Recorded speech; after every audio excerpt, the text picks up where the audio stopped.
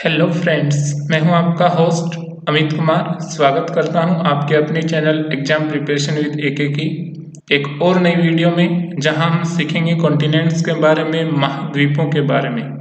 अगर आप पहली बार हमारे चैनल पर आए हैं तो चैनल को सब्सक्राइब कीजिए, वीडियो को लाइक कीजिए, वीडियो को शेयर कीजिए, ताकि हम अच्छे से अच्छे कमाल के वीडियोज आपके सामने लेकर आ सकें।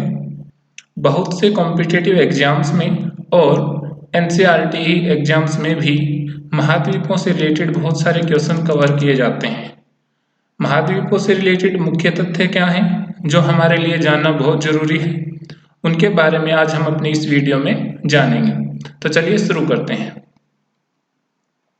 सबसे पहले इस मैप से आप काफ़ी चीज़ें ऑब्जर्व कर पा रहे हैं। पहली चीज़ तो ये कि ज़्यादातर जो हिस्सा है अर्थ का, जो ब्लू कलर से दिखाया गया है, वो समुंदर के द्वारा घिरा हुआ है, यानी कि पृथ्वी के ज़्यादातर हिस्से पर पानी है। उसके कम हिस्सा ऐसा है जहाँ पर लैंड मास है, जहाँ पर जमीन है। अगर हम अर्थ को दो पार्ट के अंदर डिवाइड कर दें तो हमारे पास एक ऐसी रेखा है, एक ऐसी लाइन है, एक ऐसी अक्षांश रेखा है जो पृथ्वी को दो भागों में बांटती है, जिसको हम इक्वेटर के नाम से जानते हैं। इक्वेटर के ऊपर वाला हिस्सा, यानी कि अगर हम डायरेक्शंस के बारे में जाने तो ऊपर हमारा नॉर्थ होता है, नीचे की तरफ हमारा साउथ होता है। राइट हैंड साइड हम कंसिडर करते हैं east direction, left hand side हम मैप में कंसिडर करते हैं वेस्ट डायरेक्शन।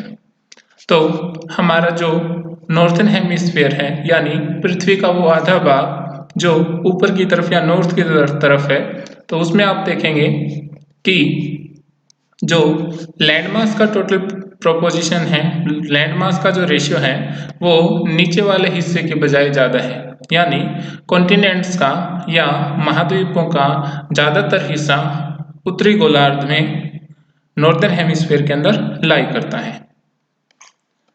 कॉन्टिनेंट्स जो टॉपिक है वो हमारा कवर होता है major domains of the earth के अंदर। मेजर डोमेन्स ऑफ अर्थ के अंदर हम जब सीखते हैं तो हम डिस्कस करते हैं बायोस्फीयर की, यानी कि एक ऐसी कॉम्प्लेक्स जोन अर्थ सरफेस की जहां पर जो जीवन के लिए तीनों तत्वों की सबसे ज़्यादा रिक्वायरमेंट होती है, जो हमारे जीवन के लिए सबसे ज़्यादा ज़रूरी हैं, वो ओवरलैप करते हैं और इंटरेक्ट करते हैं। उन कंपोनेंट्स में हम इंक्लूड करते हैं लैंड पार्ट को यानी लिथोस्फीयर को, वाटर पार्ट को यानी कि आपके हाइड्रोस्फीयर को, और साथ में हम उसके अंदर इंक्लूड करते हैं एयर को यानी कि हमारे एटमॉस्फेयर को। सबसे पहले हम डिस्कस करेंगे लिथोस्फीयर के बारे में। लिथोस्फीयर जमीन का, पृथ्वी का वो हिस्सा जो कि सॉलिड पोर्शन में है, जो कि ठोस अवस्था में है, जहाँ पर मुख्य रूप से चट्टानें पाई जाती हैं, उसको हम लिथोस्फीयर कहते हैं। अगर मैप के अंदर हम देखते हैं तो यहाँ से हम देख सकते हैं कि मुख्य रूप से हमारे पास दो पार्ट हैं। पहला पार्ट वो जो लैंडमास के द्वारा कवर्ड है, उसको हमने कॉन्टिनेंट्स नाम दिया है। दूसरा जहाँ पर पानी है उसको हमने ओशन बेसिन्स का नाम दिया है। ओशन बेसिन्स को अगर हम ऑब्जर्व करें, ओशन बेसिन को अगर हम मैप के अंदर ऑब्जर्व करें तो हमें पता लगता है कि सभी जो ओशियंस हैं वो आपस में इंटरकनेक्टेड हैं, यानी कि आपस में जुड़े हुए हैं। अगर सभी ओशियंस आपस में जुड़े हुए हैं तो उनके अंदर जो पानी का लेवल है, पानी का लेवल ओशियंस में हर जगह पर एक जैसा रहता है। पानी का लेवल एक जगह पर एक जैसा रहता है समुद्र के अंदर। इसी वजह से जब भी हम किसी प्लेस की, किसी पहाड़ी की या किसी माउंटेन की जब हम हाइट मेजर करते हैं तो उसके लिए हम यूज करते हैं सी लेवल का। सी लेवल का यूज करते हैं और सी लेवल को उस टर्म पे हम कहते हैं जीरो लेवल। अगर हम हाइट को मेजर करें, जैसे कि हम हाइट को मेजर करते हैं माउंट एवरेस्ट की हाइट को, तो माउंट एवरेस्ट की हाइट जो हमारी ऑब्जर्व की गई थी पहले, वो थी 8,848 मीटर सी लेवल से, यानी समुद्र के सतह से आपके माउंट एवरेस्ट 8,848 मीटर ऊपर है।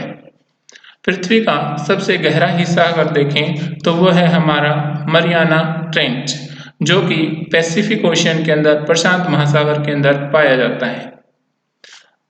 माउंट एवरेस्ट की हाइट के बारे में अगर हम और डिस्कस करें तो आप देख सकते हैं कि हिंदुस्तान टाइम का ये आर्टिकल है दिसंबर 8, 2020 का 8 दिसंबर, जब चाइना और नेपाल ने एक साथ ही क्लेम किया कि हमने माउंट एवरेस्ट की नई हाइट को खोज लिया है। और माउंट एवरेस्ट की नई हाइट उसकी पुरानी मेजर की गई हाइट से 0.86 मीटर यानी कि लगभग 3 फीट से थोड़ा सा कम, वो उतना फर्क है उसके अंदर। माउंट एवरेस्ट की नई हाइट उसकी पुरानी हाइट से लगभग 3 फीट ज़्यादा है। उसकी हाइट ज़्यादा आने के पीछे अलग अलग कारण हो सकते हैं जो हम किसी दूसरी वीडियो में डिस्कस करेंगे। आज हम डिस्कस करेंगे कॉन्टिनेंट्स के बारे में। तो कॉन्टिनेंट्स के बारे में डिस्कस करने से पहले एक बार फिर से हम थोड़ा सा माउंट एवरेस्ट के बारे में डिस्कस कर लेते हैं। सबसे पहला व्यक्ति जिसने माउंट एवरेस्ट के ऊपर क्लाइंब किया था, जो माउंट एवरेस्ट की चोटी पर चढ़ पाया था, वो थे एडमंड हिलेरी जो कि न्यूजीलैंड से थे, और तेंजिंग नोरगे शेरपा जो कि हमारे प्यारे भारत से थे, जिन्होंने 29 मई 1953 को माउंट एवरेस्ट के ऊपर क्लाइंब किया था। अब जैसा कि आपको पता है, महिलाएं पुरुषों से किसी मामले में कम नहीं हैं। तो वो पहली महिला जिसने माउंट एवरेस्ट के ऊपर चढ़ाई की वो थी जापान की जुनको तबई। अब भारतीय महिलाएं भी विश्व की महिलाओं से किसी मामले में कम नहीं हैं। तो हमारे भारत की एक महिला जिनका नाम है बछेंद्री पाल, उन्होंने 23 मई 1984 को माउंट एवरेस्ट के ऊपर चढ़ाई की। भारत सरकार द्वारा बछेंद्री पाल को 2019 में पद्म भूषण अवार्ड से सम्मानित किया गया। अब हम जानते हैं कॉन्टिनेंट्स के बारे में। पृथ्वी के ऊपर, अर्थ के ऊपर मेजरली 7 कॉन्टिनेंट्स पाए जाते हैं। अब 7 कॉन्टिनेंट्स हमारे पाए जाते हैं, उनमें से जो सबसे बड़ा कॉन्टिनेंट है वो है हमारा एशिया, उसके बाद है Europe, Africa, north America, south America, Australia and Antarctica. ये हमारी एक सीरीज है जिसमें हमने सभी कॉन्टिनेंट्स के नाम लिखे हुए हैं। ज़्यादातर जो लैंड मास है, ज़्यादातर जो हिस्सा है कॉन्टिनेंट्स का, वो नॉर्दर्न हेमिस्फीयर में है, उत्तरी गोलार्ध में है। दक्षिणी गोलार्ध का ज़्यादातर हिस्सा पानी से घिरा हुआ है। एशिया के बारे में जानते हैं तो इस मैप में आप एशिया को देख सकते हैं। एशिया विश्व का सबसे बड़ा महाद्वीप है। एशिया विश्व का सबसे बड़ा महाद्वीप है। इसका जो एरिया है वो टोटल लैंड एरिया का 1/3 है। यानी कि अगर हम ये माने कि पूरी दुनिया का एरिया 3 स्क्वायर किलोमीटर है तो उसमें से 1 स्क्वायर किलोमीटर अकेले एशिया के द्वारा कवर किया जाता है। एशिया के निचले हिस्से से ट्रॉपिक ऑफ कैंसर यानी हमारी जो कर्क रेखा है, जिसकी वैल्यू 23.5 डिग्री उत्तरी अक्षांश है, वो पास होती है। इसके बाद एशिया और यूरोप की बाउंड्री पर एक पर्वत श्रृंखला पाई जाती है जिसका नाम यूराल माउंटेन या यूराल पर्वत श्रृंखला है। एशिया के अंदर तिब्बत प्लेटू भी स्थित है, जहां पर जो विश्व का सबसे ऊंचा प्लेटू है। एशिया के अंदर हिमालय माउंटेन रेंज भी है जो कि फोल्ड माउंटेन का एक एग्जाम्पल है। एशिया और यूरोप आपस में लैंड मास से जुड़े हुए हैं, इसलिए एशिया और यूरोप के कंबाइन पार्ट को यूरेशिया यानी यूरोप प्लस एशिया भी कहा जाता है। दुनिया की सबसे ज़्यादा जनसंख्या एशिया महाद्वीप में ही रहती है। इसके बाद वो महाद्वीप जो एशिया से जुड़ा हुआ था उसके बारे में हम जानते हैं। तो उस महाद्वीप का नाम है यूरोप। यूरोप एशिया के पश्चिम में है, यूरोप एशिया के वेस्ट में है। इसी वजह से यूरोप के लोग एशिया के देशों के लिए ईस्टर्न कंट्री और एशिया के लोग यूरोप के देशों के लिए वेस्टर्न कंट्री यानी कि पश्चिमी देश शब्द का प्रयोग करते हैं। जो आर्कटिक सर्कल है 66.5 डिग्री नॉर्थ, वो यूरोप से पास होता है। यूरोप 3 साइड से पानी से घिरा हुआ है, यानी समुद्र से घिरा हुआ है। इसका चौथा हिस्सा जो लैंड मास के द्वारा कवर किया गया है वो एशिया के साथ कनेक्टेड है और उसी बाउंड्री पर यूराल माउंटेन रेंज भी पाई जाती है। सेकंड जो सबसे बड़ा कॉन्टिनेंट है एरिया के अकॉर्डिंग एशिया के बाद, उस कॉन्टिनेंट का नाम है अफ्रीका। अफ्रीका कॉन्टिनेंट के से रिलेटेड काफ़ी सारे फैक्ट्स आते हैं एग्जाम में, काफ़ी सारे क्वेश्चंस बनते हैं इससे, वो हम जानते हैं। सबसे पहले दुनिया का सबसे बड़ा रेगिस्तान, सबसे बड़ा डेजर्ट सहारा डेजर्ट अफ्रीका के अंदर लाई करता है। एटलस माउंटेन रेंज भी अफ्रीका की बाउंड्री पर स्थित है। दुनिया की सबसे लंबी नदी जो नील नदी है वो अफ्रीका से पास होती है, यानी अफ्रीका में दुनिया की सबसे लंबी नदी, दुनिया का सबसे बड़ा मरुस्थल दोनों है। अफ्रीका से मुख्य रूप से तीन लाइन पास होती हैं, जिसमें से हमारी इक्वेटर जो कि सबसे महत्वपूर्ण है, भूमध्य रेखा जो पृथ्वी को दो हिस्सों में बांटती है, 0 डिग्री लैटिट्यूड भी बोलते हैं, 0 डिग्री अक्षांश, साथ में 23 डिग्री जो 23 डिग्री नॉर्थ लैटिट्यूड है, 23.5 डिग्री उत्तरी अक्षांश है, जिसको हम ट्रॉपिक ऑफ कैंसर बोलते हैं, कर्क रेखा, वो भी अफ्रीका से पास होती है।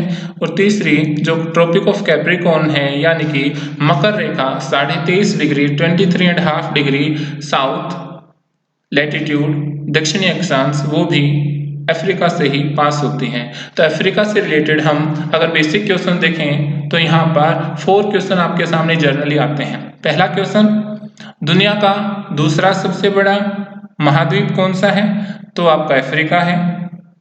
एकमात्र ऐसा महाद्वीप जिससे तीनों major lines tropic of cancer, equator और ट्रॉपिक ऑफ कैप्रिकॉर्न पास होती हैं, वो कौन सा है? तो उसका आंसर भी हमारा होगा अफ्रीका। थर्ड क्वेश्चन कि दुनिया की सबसे लंबी नदी का क्या नाम है और वह किस महाद्वीप में है? दुनिया की सबसे लंबी नदी नील नदी है और वह अफ्रीका महाद्वीप में है।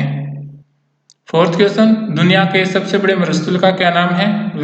वह कहाँ, वह कौन से महाद्वीप में है? दुनिया का सबसे बड़ा मरुस्थल सहारा डेजर्ट या सहारा मरुस्थल है, जो कि अफ्रीका महाद्वीप में है। तो ये 4 फैक्ट्स हैं जो अफ्रीका से रिलेटेड बहुत सारे एग्जाम्स में आते हैं।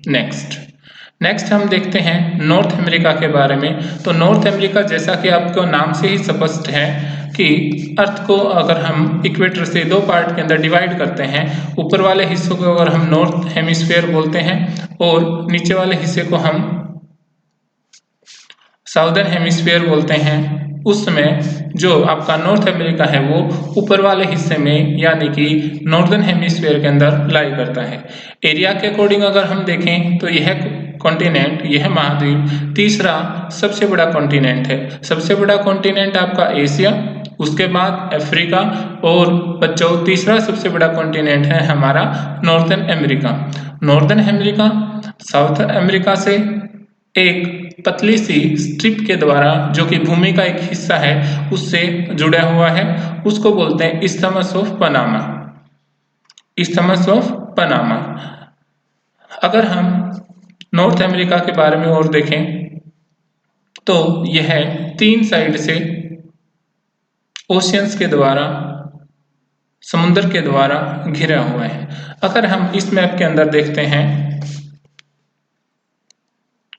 तो यहाँ से हमारा स्पष्ट होता है कि जो नॉर्थ अमेरिका है और साउथ अमेरिका है वो यहाँ पर एक छोटे से टुकड़े, जमीन के पतले से टुकड़े के द्वारा जुड़ा हुआ है, जिसको हम स्थल संधि कहते हैं हिंदी में और इस्थमस कहते हैं इंग्लिश में। यहाँ पर एक देश है जिसका नाम है पनामा, इसलिए इस इस्थमस को, इस स्थल संधि को हम बोलते हैं इस्थमस ऑफ पनामा। यहाँ पर हमारी इस्थमस की डेफिनेशन है, isthmus a narrow strip of land joining 2 landmass, जमीन के 2 बड़े टुकड़ों को जोड़ने वाला एक पतला सा जमीन का टुकड़ा, उसको हम कहते हैं इस्थमस।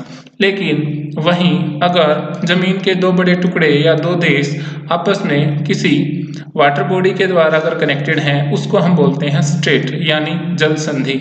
भारत और पाकिस्तान दोनों पड़ोसी देश आपस में एक ऐसी ही वाटर बॉडी के द्वारा जुड़े हुए हैं जिसका नाम है पाक स्ट्रेट, पाक जल संधि। इसके बाद बच्चों हम जानेंगे नेक्स्ट कॉन्टिनेंट के बारे में, अगले महाद्वीप के बारे में, जिसका नाम है south America. South America southern hemisphere के अंदर लाई करता है, साउदर्न हेमिस्फीयर के अंदर लाई करता है। साथ साथ इसके दो इम्पोर्टेंट फैक्ट जो अक्सर एग्जाम में कवर किए जाते हैं वो इस प्रकार से हैं कि जहाँ पर अभी मैंने मार्क किया, यहाँ पर दुनिया की सबसे लंबी पर्वत श्रृंखला जिसको हम बोलते हैं एंडीज माउंटेन, एंडीज माउंटेन जो कि दुनिया की सबसे लंबी पर्वत श्रृंखला है, वो दक्षिणी अमेरिका महाद्वीप के अंदर लाई करता है। इसके बाद दुनिया की सबसे बड़ी नदी, ध्यान रखिए बच्चों, जब हमने अफ्रीका महाद्वीप के बारे में चर्चा की थी तो हमने चर्चा की थी दुनिया की सबसे लंबी नदी के बारे में, बट अब हम जानेंगे दुनिया की सबसे बड़ी नदी के बारे में। तो दुनिया की सबसे लार्जेस्ट रिवर यानी कि बड़ी नदी अमेजोन है, जो कि दक्षिणी अफ्रीका साउथ अमेरिका कॉन्टिनेंट के से बहती हैं। अब अगर हम लंबी और बड़ी का फर्क देखें तो एक पतली सी जलधारा जो लंबी दूरी तय करती है उसको हम मान लेते हैं नील नदी, लेकिन अगर वही हमारी नदी काफ़ी ज़्यादा चौड़ी हो, उसके आसपास बहुत सारी वैरायटी पौधों की जीव जंतुओं की पाई जाती हो, उसको हमने कहा लार्जेस्ट रिवर। तो जो अमेजन के रेन फॉरेस्ट हैं वहाँ पर बहुत सारी जीव जंतुओं की प्रजातियाँ भी पाई जाती हैं और वह दुनिया की सबसे बड़ी नदी है क्योंकि वह दुनिया में सबसे ज़्यादा पानी को बहाकर लेकर जाती है। नेक्स्ट अगर हम नेक्स्ट कॉन्टिनेंट अगले महाद्वीप के बारे में बात करें तो वह हमारा महाद्वीप है ऑस्ट्रेलिया। ऑस्ट्रेलिया साउदर्न हेमिस्फीयर के अंदर पाया जाता है, दक्षिणी गोलार्ध के अंदर पाया जाता है। एक छोटा सा कॉन्टिनेंट है, सबसे छोटा कॉन्टिनेंट है। जहां पर हमारा सबसे बड़ा कॉन्टिनेंट एशिया था, वहीं सबसे छोटा कॉन्टिनेंट आपका ऑस्ट्रेलिया है। ऑस्ट्रेलिया दक्षिणी महाद्वीप दक्षिणी गोलार्ध के अंदर पाए जाने के साथ साथ चारों तरफ से पानी से घिरा हुआ है। वह आकृति जो चारों तरफ से पानी से घिरी होती है उसको हम आइलैंड या द्वीप भी कहते हैं, इसलिए ऑस्ट्रेलिया को आइलैंड कॉन्टिनेंट भी कहा जाता है। इसके बाद जो हमारा सेवंथ कॉन्टिनेंट है, सातवां महाद्वीप है, उसका नाम है अंटार्कटिका।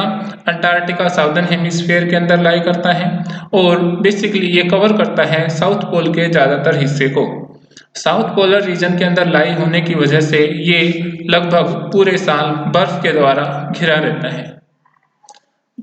पूरे साल यहाँ पर बर्फ जमी रहती है, इस वजह से कोई भी परमानेंट सेटलमेंट यहाँ पर नहीं है, यहाँ पर कोई व्यक्ति नहीं रहते। बट कई बार बहुत सारे साइंटिस्ट अपनी रिसर्च के लिए अंटार्कटिका के अंदर जाते हैं क्योंकि वहाँ पर अभी भी मानव इतिहास की बहुत सारी जो रिसर्च के पॉइंट्स हैं वो बचे हुए हैं। यहाँ पर रिसर्च करने के लिए अलग अलग देशों से बहुत सारे लोग जाते हैं और अपने रिसर्च सेंटर स्थापित करते हैं। वैसा ही एक रिसर्च सेंटर आपको इस फोटो के अंदर दिखाई दे रहा होगा। यहाँ पर लगे अगर झंडे को अगर हम देखें तो उसको हम आराम से पहचान सकते हैं, वह हमारा प्यारा तिरंगा है। यानी कि ये रिसर्च सेंटर हमारे भारत देश से संबंधित है।